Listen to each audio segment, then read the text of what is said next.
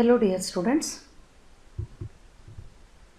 let us move to the next part of biodiversity and conservation. In the previous video, I explained about the types of biodiversity, and the types of biodiversity are species diversity, genetic diversity and ecological diversity. IUCN is expanded as International Union for the Conservation of Nature and Natural Resources. The biodiversity richness of our country as well as of the entire globe, that part I explained in the previous video. Let us move to the next part of chapter, and it is about patterns of biodiversity. What is this? ಏನು ಹಿಂಗಂದರೆ, ಇಡೀ ಭೂಮಿಯ ಮೇಲೆ the biodiversity distribution is not uniform. That means the variety of the life forms distribution throughout the world, it is not uniform. The same sentence is given here. Biodiversity is not uniform throughout the world but varies with latitude and altitude. Latitude and altitude decide ಮಾಡ್ತದೆ what is the biodiversity richness of any geographical area. It is dependent on latitude and altitude, at what distance they are located from the sea level and the line of equator.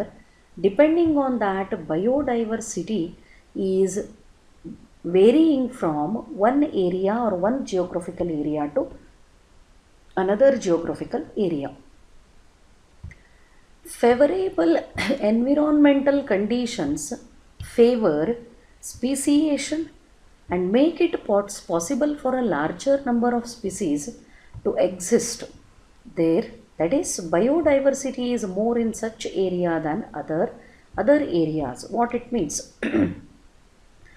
Any geographical area with favorable environmental conditions, if the environmental conditions are more suitable, if the more environmental conditions are more favorable for the existence of species, always it allows for the speciation, and in those particular geographical area the large number of species are present in comparison to other areas.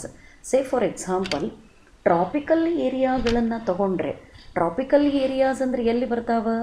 These are the geographical area which are lying on either side of the line of equator. ಈ ಸಮಭಾಜಕ ರೇಖೆಯಿಂದ ಮೇಲೆ ಕೆಳಗೆ ತಗೊಂಡ್ರೆ ಅದನ್ನು tropical region ಅಂತ ಕರೀತಾರೆ. ಅಂಥ ರೀಜನ್ ಒಳಗೆ always the more speciation is found. ಅಂದರೆ ಸ್ಪೀಸೀಸ್ಗಳ ವೆರೈಟಿ ಆ ಜಾಗದೊಳಗೆ ಜಾಸ್ತಿ ಇರ್ತದೆ because of more favourable environmental condition. ಈಗ ಡೆಸರ್ಟನ್ನು ತಗೊಂಡ್ರೆ ಅಲ್ಲೇ very less species are found because the environmental conditions are unfavorable for the existence of the large number of the species. Favorable environmental conditions ittu antandre more speciation, new variety of the species are found in such areas. So biodiversity pattern athwa distribution of the biodiversity, it is dependent on latitude as well as altitude. So first have a look on latitudinal gradients and how it accounts for the pattern of biodiversity.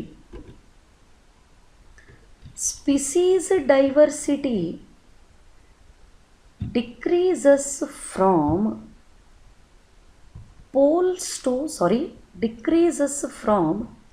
equator towards the poles. What it means?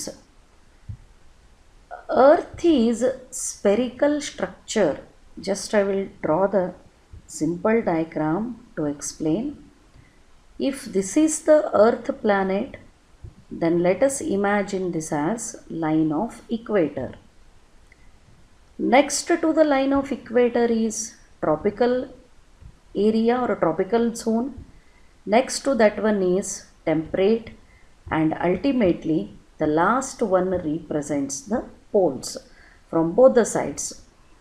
Line of ಇಕ್ವೇಟರ್ದಿಂದ ಮೇಲಕ್ಕೆ ಹೋದಂಗೆ line of equator, tropical, temperate and poles. As we move from equator to the poles, ಈ direction ಒಳಗೆ move ಆದರೆ what happens? The species diversity decreases. Species diversity ಕಡಿಮೆ ಆಕ್ಕೋತ ಹೋಗ್ತದೆ. ಈಗ opposite sentence, if we move from poles to the equator, ನಾವು ಪೋಲ್ಸಿಂದ equator ಕಡೆಗೆ ಮೂವ್ ಆಗ್ಲಿಕ್ಕತ್ತೀವಿ ಅಂತಂದ್ರೆ opposite term the species diversity increases. Remember, the species diversity always decreases from equator to the poles. Tropics ಎಲ್ಲಿಂದ ಎಲ್ಲಿಗೆ ಬರ್ತಾವ? Latitudinal range from 23.5 degree north to 23.5 degree to the south. They have more species than that of temperate or polar areas. Remember, ಈ ಮೂರು ಏರಿಯಾಗಳನ್ನು consider ಮಾಡಿದರೆ, tropical, temperate and polar ಝೋನ್ಗಳನ್ನು consider ಮಾಡಿದರೆ, always tropical area is having more species richness in comparison to temperate and polar. Highest ಸ್ಪಿಸಿಯೇಷನನ್ನು tropical ಏರಿಯಾನಾಗ ನೋಡ್ತೀವಿ, ಅದಕ್ಕಿಂತ ಸ್ವಲ್ಪ ಕಡಿಮೆ ಟೆಂಪ್ರೇಟ್ ಝೋನ್ ಒಳಗೆ ನೋಡ್ತದೆ.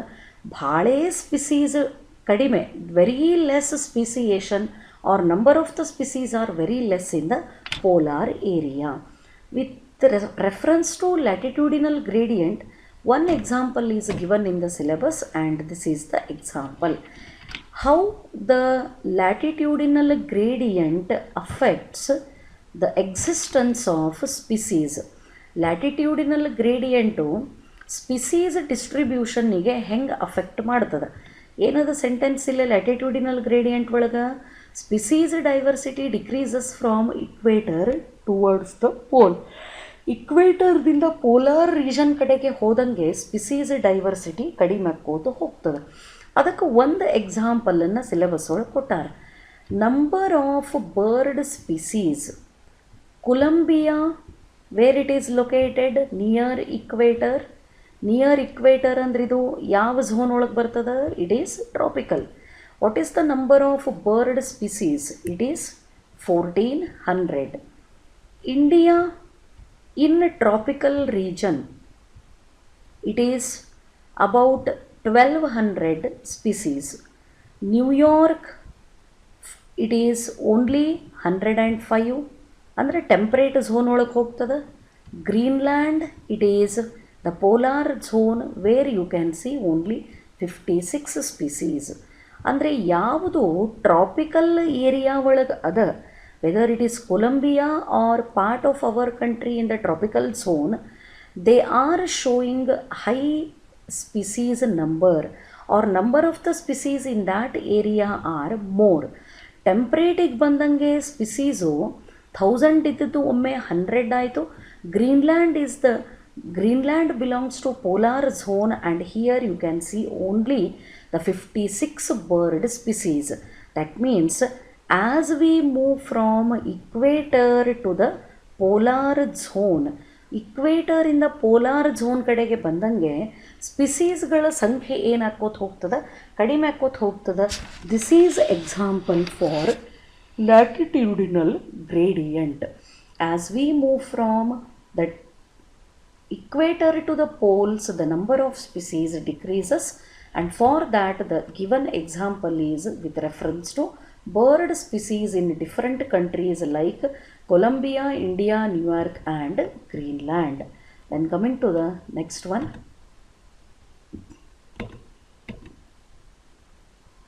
Equator having the tropical forest region has up to 10 times as many species of vascular plants as a forest of equal area in Midwest of USA, which is belonging to the temperate region.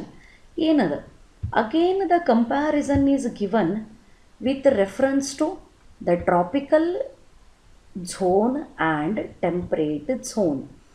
Tropical region ಒಳಗೆ 10 times many species, 10 times as many species of vascular plants as a forest of equal area in Midwest of USA, United States of America, which is belonging to temperate region Midwest ಅಂತ ಅದಕ್ಕೆ ಕೊಟ್ಟದ್ದು. ಈ U S A ಒಳಗಿರೋಂಥ ಒಂದು forest area, the area of the forest is equal to the forest of tropical region. Tropical region ಒಳಗೆ ಎಷ್ಟದ ಫಾರೆಸ್ಟದ area ಅಷ್ಟೇ ಫಾರೆಸ್ಟ್ ಏರಿಯಾನ ಟೆಂಪ್ರೇಟ್ ರೀಜನ್ನಿಗೆ ಕಂಪೇರ್ ಮಾಡಿದರೆ ಎಷ್ಟು ಡಿಫ್ರೆನ್ಸ್ ಆಗ್ತದೆ. 10 times as many species of vascular plants are found. Tropical forest is having always rich species variety. ಎಷ್ಟು difference ಇರ್ತದಂದ್ರೆ 10 times many vascular plants are found in the tropical forest region as compared to temperate region. Temperate ರೀಜನ್ನಿಗೆ compare ಮಾಡಿದರೆ ಅಷ್ಟೇ forest land ಅದ.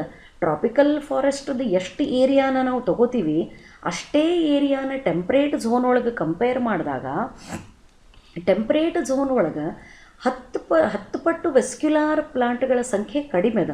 ಅಥವಾ tropical zone ಒಳಗೆ the number of plant species especially vascular plants are 10 times as many species found in the tropical forest. ಇದರ ಅರ್ಥ forests of the tropical region are having low species varieties ಅಥವಾ number of species are less. They are more in case of tropical forest. ಇದಕ್ಕೆ ಒಂದು example ಏನದ, tropical Amazonian rain forest. Amazon ಅಂತ ನೆನಪಿಟ್ಟುಕೊಂಡ್ರೂ ಸಾಕು. Of South America is the greatest biodiversity on the earth. ಇಡೀ ಜಗತ್ತನ್ನು ತಗೊಂಡ್ರೆ ಅಥವಾ ಪ್ಲಾನೆಟನ್ನು ಕನ್ಸಿಡರ್ ಮಾಡಿದರೆ ಹೈಯೆಸ್ಟ್ ಬಯೋಡೈವರ್ಸಿಟಿ ರಿಚ್ನೆಸ್ಸನ್ನು ಎಲ್ಲಿ ನೋಡ್ತೀವಿ?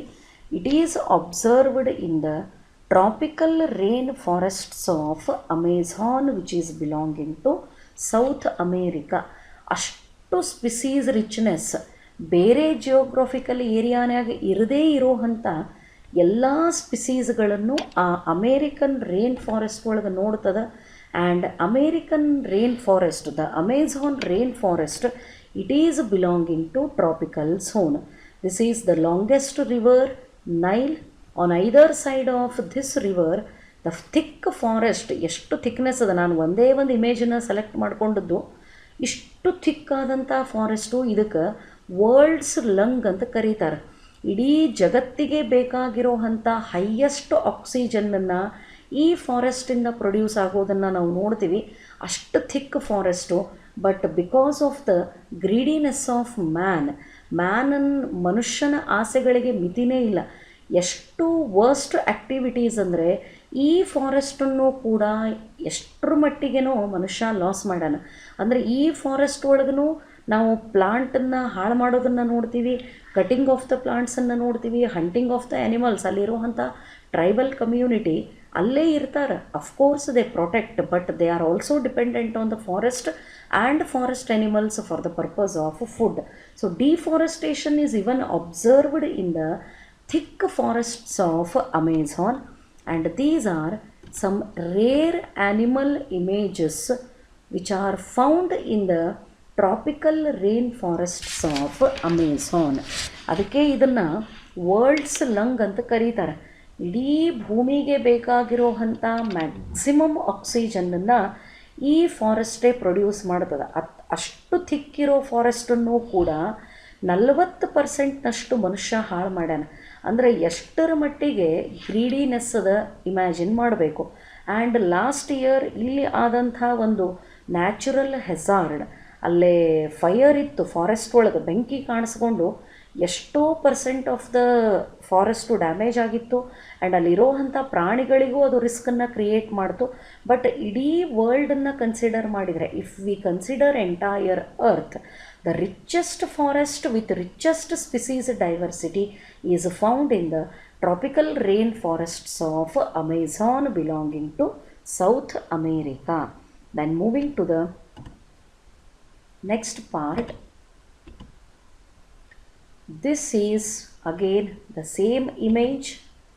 Number of species in Amazon rainforest.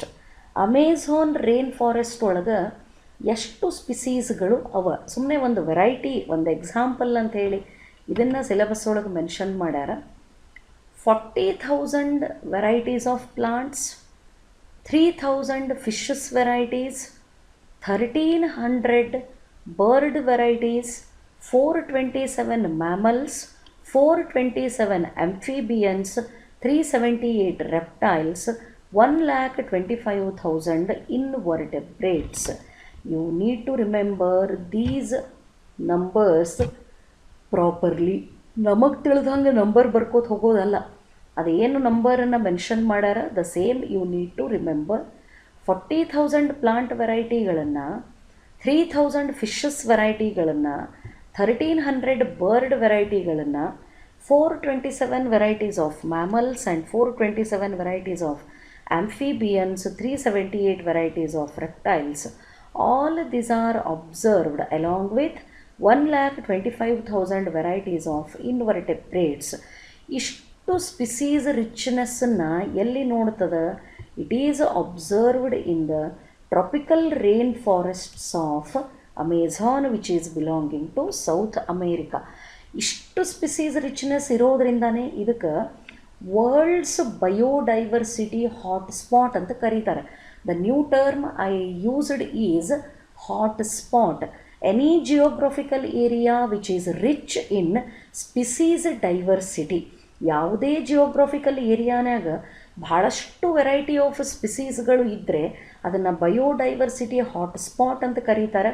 In the entire world the biodiversity hotspot is nothing but tropical rain forests of Amazon. Rare type of reptiles ಇರಬಹುದು, ರೇರ್ ಟೈಪ್ ಆಫ್ ಆರ್ಕಿಡ್ಸ್ ಇರಬಹುದು belonging to the angiosperm, rare type of the birds, ಎಲ್ಲ ಥರದ ವೆರೈಟಿಗಳನ್ನು ಈ forest ಒಳಗೆ ನೋಡಬಹುದು.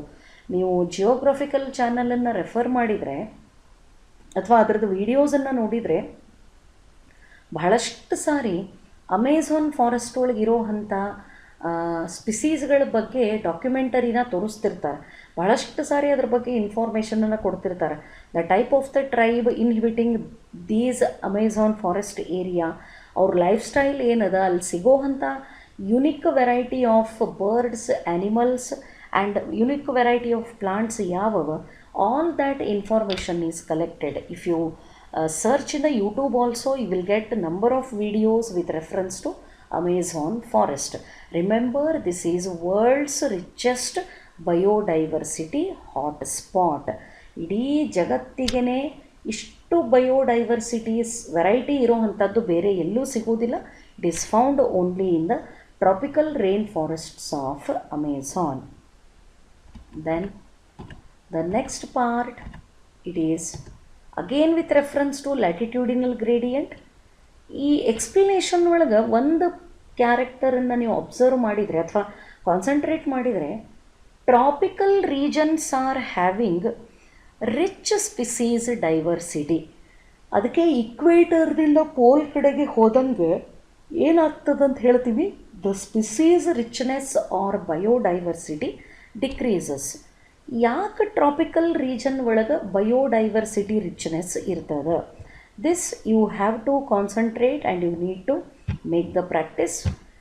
Reasons for the highest biodiversity or species richness in the tropics. Tropical ಏರಿಯಾನಾಗ, yes please go through this image. This is South Pole and this is North Pole. This is the line of equator. ಈ ಇಕ್ವೇಟರಿಗೆ ಅಂಟುಕೊಂಡಂಥ area near to the equator both above and below represents the tropical. Tropical ಆದ ಮೇಲೆ temperate ಬರ್ತದೆ. This is the tropical area. Tropical next ಬರೋದು temperate, and ಟೆಂಪ್ರೇಟ್ಗಿಂತ full ಲಾಸ್ಟಿಗಿರೋದು polar zone where very low temperature is found. So ಇಕ್ವೇಟರ್ದಿಂದ ನಾವು ಮೇಲಕ್ಕೆ ಹೋದಂಗೆ from tropic to the temperate to polar ಹೋದಂಗೆ ನಂಬರ್ ಆಫ್ ಸ್ಪಿಸೀಸ್ ಡಿಕ್ರೀಸ್ ಆಗ್ತವೆ, ಅಥವಾ ಉಲ್ಟಾ ಹೇಳೋದಾದರೆ from polar to equator if we move the number of species increases. But you remember, ನಾನು ಆವಾಗಲೇ ಹೇಳ್ದಂಗೆ ಇಕ್ವೇಟರ್ದಿಂದ ಪೋಲಾರ್ ಕಡೆಗೆ ಹೋದಂಗೆ species diversity decreases. Then question is, why the tropical area are having rich biodiversity? ಏನು ಕಾರಣದ? Tropics had more evolutionary time. Tropical ಏರಿಯಾಗಳು ಬೇರೆ ಜಿಯೋಗ್ರಫಿಕಲ್ ಏರಿಯಾಕ್ಕೆ ಕಂಪೇರ್ ಮಾಡಿದರೆ the animals which are inhibiting or the species which are living in the tropical zone are subjected to high degree of evolution. ಅಲ್ಲಿ evolution ಬಹಳಷ್ಟು ಹಾಕ್ಕೋತ ಹೋಗ್ಯದ, ಹಾಗಾಗಿ variety of the species are more in the tropic. Then this one is very important, relatively constant environment, less seasonal. ಭಾಳಷ್ಟು constant ಆದಂಥ environment ಇರ್ತದೆ, ಅಂದರೆ ಎಷ್ಟು ಬೇಕಷ್ಟು ಮಳೆ ಇರ್ತದೆ, ಎಷ್ಟು ಬೇಕಷ್ಟು ಬಿಸಿಲು ಇರ್ತದೆ, ಎಷ್ಟು ಬೇಕಷ್ಟು ವಿಂಟರು ಇರ್ತದೆ. ಸೊ ಭಾಳ ಕಾನ್ಸ್ಟಂಟ್ ಎನ್ವೈರ್ಮೆಂಟ್ ಇರೋದ್ರಿಂದ ಸ್ಪಿಸೀಸ್ ಡೆವಲಪ್ ಆಗಲಿಕ್ಕೆ ಅಥವಾ ಅಲ್ಲೇ ಸ್ಪಿಸೀಸು ವೆರೈಟಿ ಆಫ್ ಸ್ಪಿಸೀಸ್ ಉಳ್ಕೊಳ್ಳಿಕ್ಕೆ, existence of the variety of species is possible because of relatively constant environment. Then moving to the next one, they receive more solar energy which contributes to greater productivity. Equator ಕಡೆಗೇ ಇರೋದ್ರಿಂದ ಇಲ್ಲೇ solar energy sufficient ಆಗಿ ಸಿಗುತ್ತದೆ. So that ಇಲ್ಲಿರೋವಂಥ ಪ್ಲಾಂಟ್ಗಳು they trap the solar energy and they have great productivity, ಅಂದರೆ there photosynthetic ability is very high. These are the reasons why the tropical regions are having the species richness in comparison to temperate and polar. So go through the video and try to remember the terms and points with respect to the pattern of biodiversity. ಇದರೊಳಗೆ ಇನ್ನೂ ಒಂದು ಬರ್ತದೆ. Today I explained only about latitudinal gradient. Another part is species area relationship. That is also accounting for the pattern of biodiversity. So that I will explain in the next video. Hope this explanation is clear for you. Thank you.